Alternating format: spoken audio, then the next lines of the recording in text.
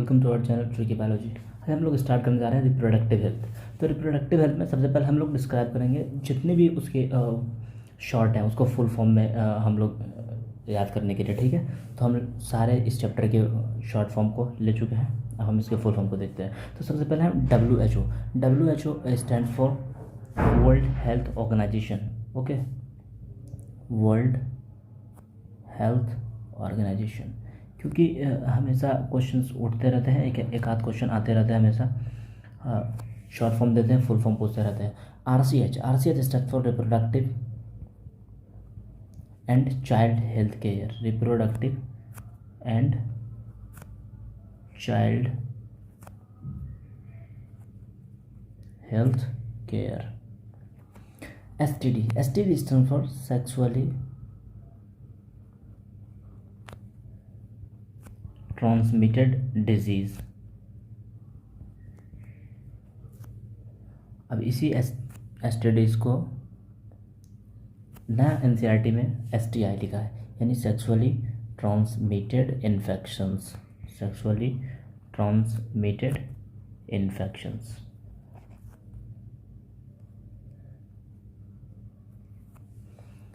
CDRI stand for central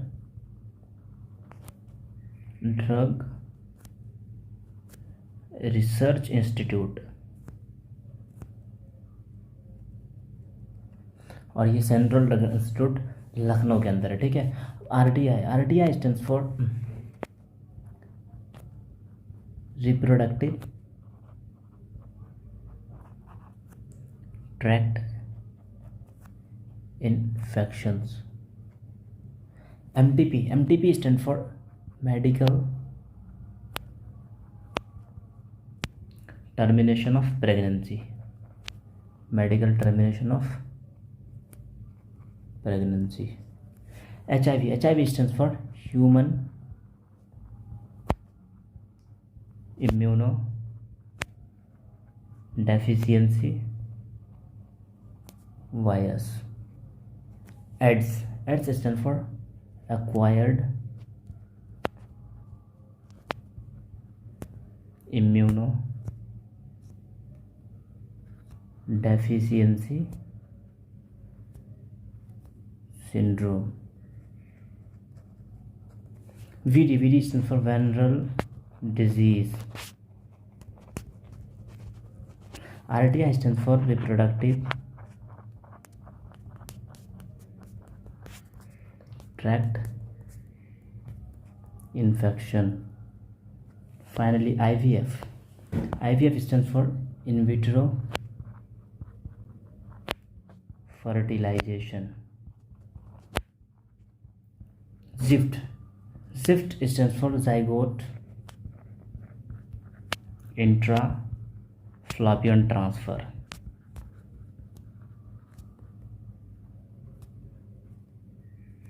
GIFT stands for G for gamete, बाकी intra fallopian transfer ये same चीज़ है, fallopian transfer.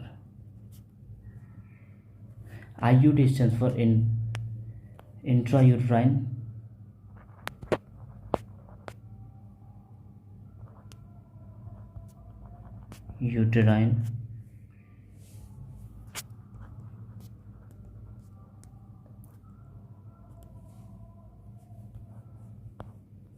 Transfer. IC stands for intra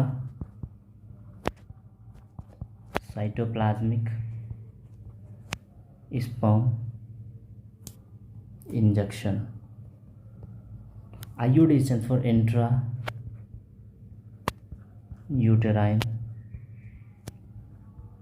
devices. IUI stands for intra uterine insemination, यानी semen को uterus के अंदर transfer करने को intra uterine insemination बोलते हैं। और infant IMR stands for infant mortality rate. MMR stands for maternal mortality rate. तो हम लोग सारे के सारे शॉर्ट फॉर्म को देख चुके हैं और काफ़ी इंपॉर्टेंट है, भी आए हैं, क्योंकि हमेशा नीट में क्वेश्चंस आते रहते हैं, ठीक है। तो हम लोग शॉर्ट फॉर्म कंप्लीट करते हैं। प्रोडक्टिव हेल्थ का मतलब होता है टोटल वेल बीइंग, यानी टोटल वेल बीइंग। सबसे पहले जो एनसीईआरटी के अकॉर्डिंग डेफिनेशंस है, और डेफिनेशंस कभी चेंज नहीं होंगी, ये वाली अभी तक जैसी है वैसी ही डेफिनेशन सेम आपको याद रखनी है। Total well being in all aspect of reproductions, reproductive health की बात कर रहे हैं ना, तो all aspect of reproductions.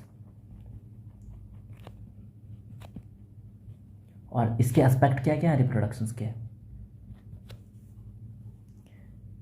Physical,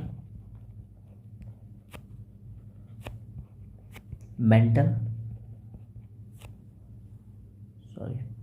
physical, उसके बाद सोशल, इमोशनल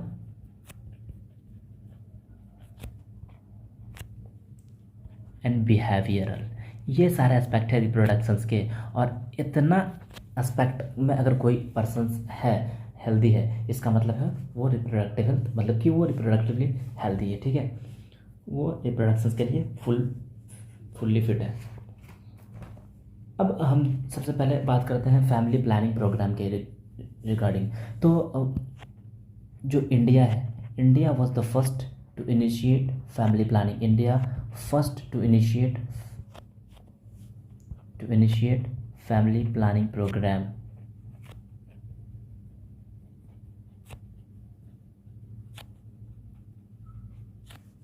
और कब? तो इन 1951, ठीक है।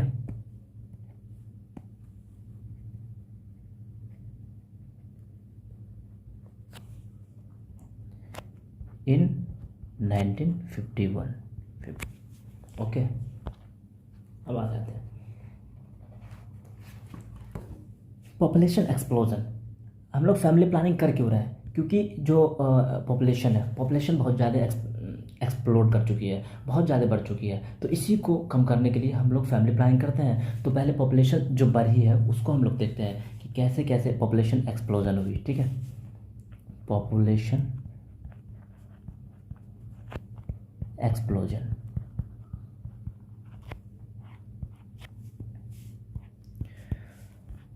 तो पूरे वर्ल्ड की अगर हम बात करें तो जो पॉपुलेशन थी 1900 में, हम लोग बात कर रहे हैं वर्ल्ड की, पूरे वर्ल्ड की। 1900 में वर्ल्ड की पॉपुलेशन थी 2 बिलियन, यानी 2000 मिलियन, ठीक है। 2 बिलियन या फिर 2000 मिलियन। जब हम लोग 2000 में पहुँचे, यानी 2000 के दशक में, तो ये वर्ल्ड की पॉपुलेशन बढ़ के 6 बिलियन आ गई, ठीक है।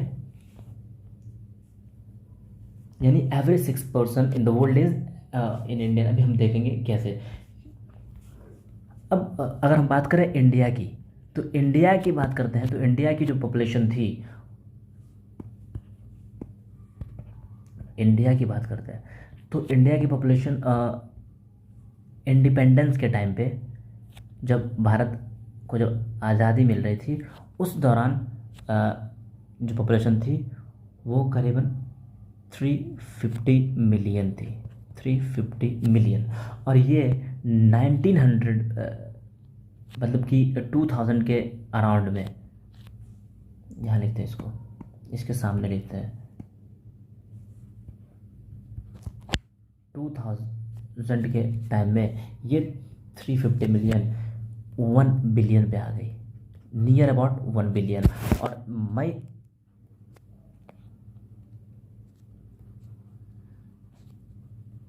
2011 की सेंसस के अकॉर्डिंग ये 1.2 बिलियन पहुंच चुकी थी, यही पॉपुलेशन, ठीक है। पॉपुलेशन एक्सप्लोजन का जो रीजन था, what was the reason behind it, कि पॉपुलेशन एक्सप्लोजन के रीज़न क्या क्या थे? इसका रीज़न था डिक्रीज इन डेथ रेट। तो सबसे पहले तो डेथ रेट डिक्रीज हो रही थी, क्योंकि बेटर हेल्थ फैसिलिटीज़ डेवलप हो रहे थे, तो डेथ रेट डिक्रीज हो रही थी। डिक्रीज इन्फेंट मॉर्टेलिटी रेट, यानी जो बच्चे की मृत्यु दर थी वो कम हो रही थी, मॉर्टेलिटी रेट। और decrease in maternal mortality rate, maternal mortality rate MMR बोलते हैं और इसको IMR बोलते हैं, मैटरनल मोर्टेलिटी रेट यानी MMR। ठीक है, और ये सारे चीज़ों की एक ही रीज़न थी, जैसे कि बहुत सारे रीज़न होती है, लेकिन ये सब चीज़ों का रीज़न क्या हो सकता है? Better health facilities. जैसे जैसे हम लोग की हेल्थ फैसिलिटीज़ डेवलप कर रही है तो ये सारी चीज़ें कम होती जा रही है। अब उसके बाद हम देखते हैं तो एक और रीज़न है कि increase in people in reproducible age, यानी बहुत सारे ऐसे पॉपुलेशन में जो पीपल्स हैं वो रिप्रोड्यूसिबल एज में बहुत ज़्यादा थे। Include in people in reproducible age, reproducible age मतलब वो एज है जहाँ पे रिप्रोडक्शन पॉसिबल हो पाता है, यानी आफ्टर प्यूबर्टी की बात करते हैं हम लोग। ठीक है, तो ये थी आपकी एक नॉर्मल पॉपुलेशन एक्सप्लोजन के बारे में।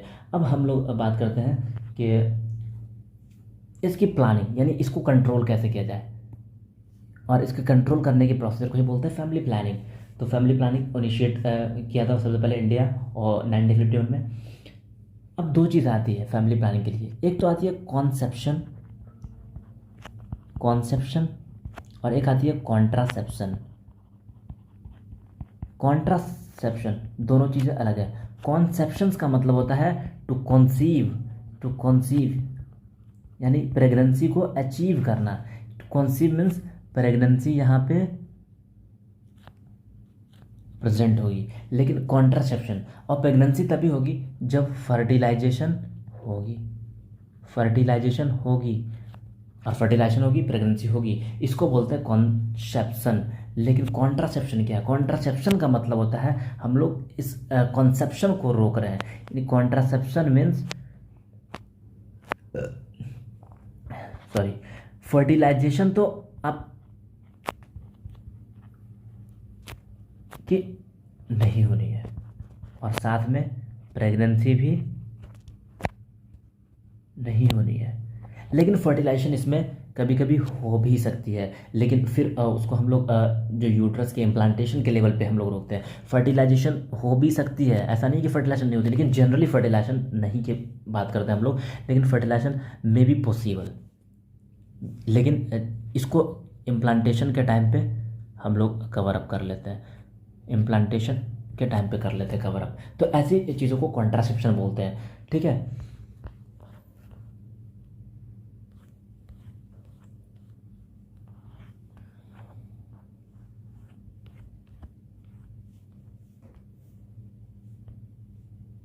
अब हम लोग आते हैं आगे कि कॉन्ट्रासेप्टिव्स, यानी कॉन्ट्रासेप्टिव्स क्या क्या है। तो कॉन्ट्रासेप्टिव्स के लिए सबसे पहले बात करते हैं कॉन्ट्रासेप्टिव्स के रिगार्डिंग।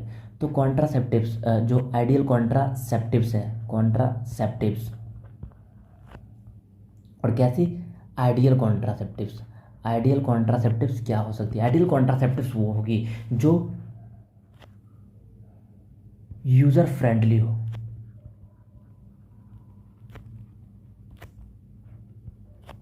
ईजिली अवेलेबल हो, हर जगह अवेलेबल हो। आइडियल कॉन्ट्रासेप्टिव्स वो होंगी ईजिली अवेलेबल हो।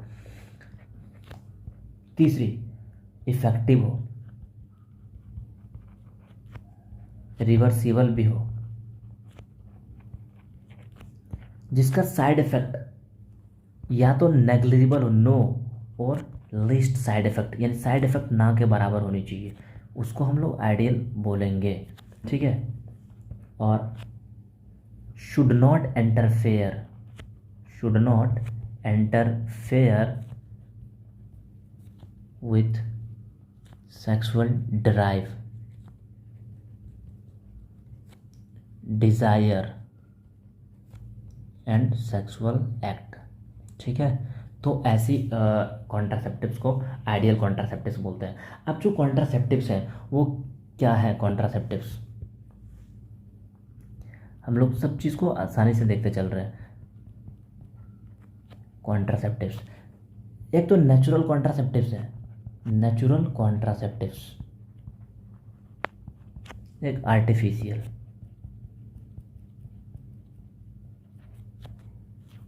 अब नेचुरल कॉन्ट्रासेप्टिव्स में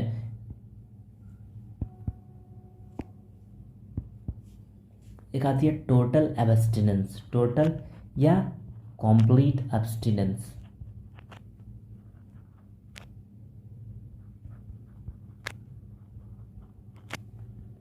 दूसरी आती है पीरियोडिक एब्स्टिनेंस, पीरियोडिक एब्स्टिनेंस। तीसरी है विथड्रॉल मेथड, विथड्रॉल मेथड, या फिर क्वाइटस इंटरप्ट्स, क्वाइटस इंटरप्ट्स। चौथी है लैक्टेशनल एमिनोरिया, लैक्टेशनल एमिनोरिया।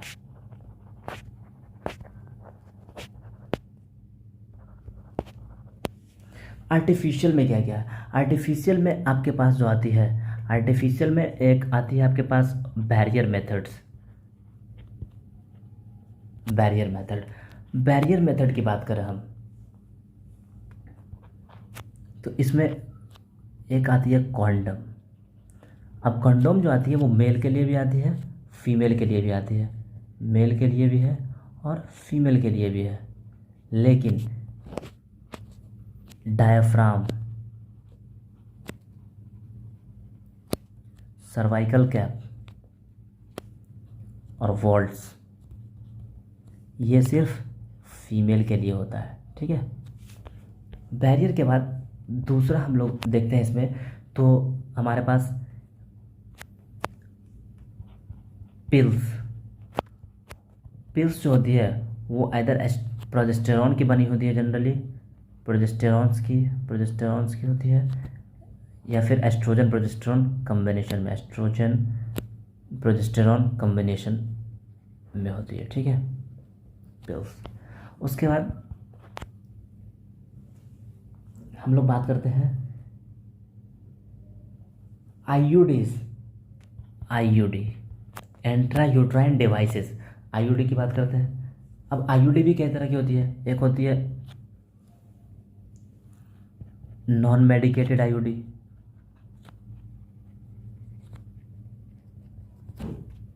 उसके बाद कॉपर रिलीजिंग आईयूडीज,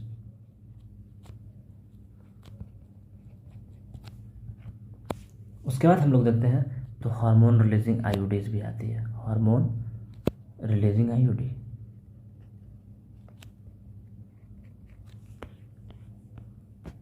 अब चौथी एक आती है स्टेरिलाइजेशन मेथड, स्टेरिलाइजेशन मेथड, यानी यहाँ पे स्टेरिलाइजेशन करते हैं।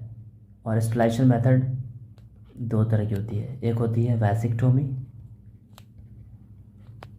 फॉर मेल और ट्यूबिक्टोमी फॉर फीमेल।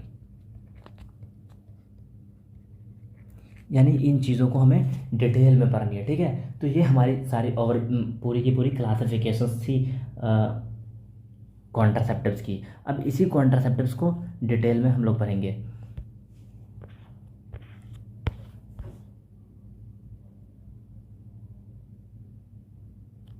सबसे पहला आता है हम लोग नेचुरल मेथड्स पे, और नेचुरल मेथड्स में हम लोग चार चीज़ों को पढ़ेंगे।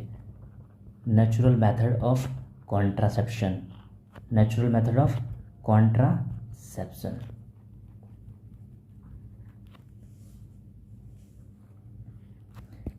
सबसे पहला देख रहे थे टोटल एब्स्टिनेंस या कंप्लीट एब्स्टिनेंस। इसका मतलब है कि हम लोग यहाँ पे नो सेक्सुअल मेटिंग, यानी नो सेक्सुअल मेटिंग, यहाँ पे मेल और फीमेल के बीच सेक्सुअल मीटिंग ही नहीं होगी, यानी कॉपुलेशन ही नहीं होगी। और कॉपुलेशन नहीं होगी तो कॉन्ट्रासेप्शन हो गई। दूसरा पीरियोडिक एब्स्टिनेंस, पीरियोडिक एब्स्टिनेंस का मतलब होता है यहाँ पे जो मेटिंग होते हैं, जो मेंस्ट्रुअल साइकिल होती है उसके फर्टाइल पीरियड में हम लोग कॉपुलेशन नहीं करवाते। फर्टाइल पीरियड कौन सा पीरियड है? Fertile period is 10th to 17th day of MC menstrual cycle, और इस दौरान हम लोग नो कॉपुलेशन या नो या फिर नो मीटिंग, यानी मेल और फीमेल के बीच मीटिंग नहीं होनी चाहिए इस दौरान। तीसरी हम लोग देख रहे हैं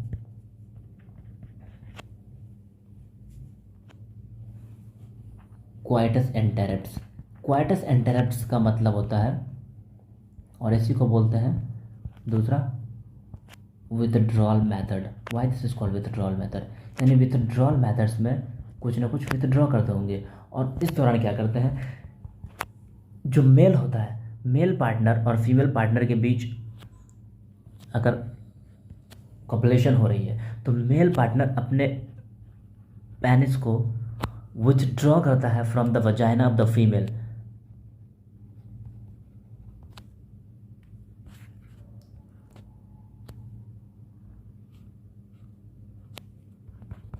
withdrawal from the vagina of the female, penis को अपने वजाइना से विथड्रॉ करता है, और जो सीमेन होता है ejaculated outside the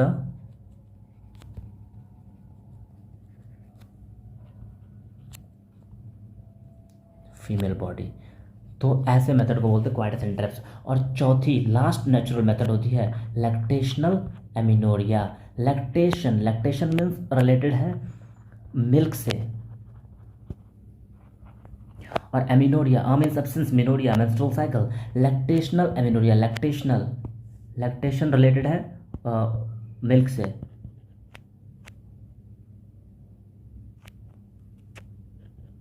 related to milk. और A means absence of menstrual cycle, MC। Menorrhea means menstrual cycle.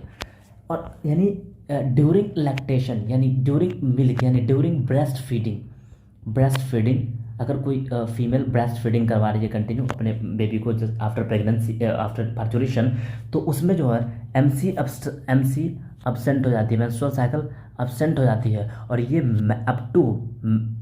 Up to six month तक अब्सेंट हो सकती है। तो 6 मंथ तक जब मेंस्ट्रुअल साइकिल ही नहीं होगी तो वहाँ पर ओव्यूलेशन नहीं होगी, और ओव्यूलेशन नहीं होगी तो इस दौरान अगर आप कॉपुलेशन कोई मेल कर भी रहा है तो कोई फ़र्क नहीं पड़ने वाला, यानी उस दौरान फर्टिलाइजेशन नहीं हो पाएगी अप टू 6 मंथ। ठीक है, तो ये हम नेचुरल मेथड ऑफ कॉन्ट्रासेप्शन को कंप्लीट करते हैं। अब हम लोग देखेंगे आर्टिफिशियल मेथड्स को, और आर्टिफिशियल मेथड्स ऑफ कॉन्ट्रासेप्शन को नेक्स्ट लेक्चर्स में हम लोग कंप्लीट करेंगे। ठीक है।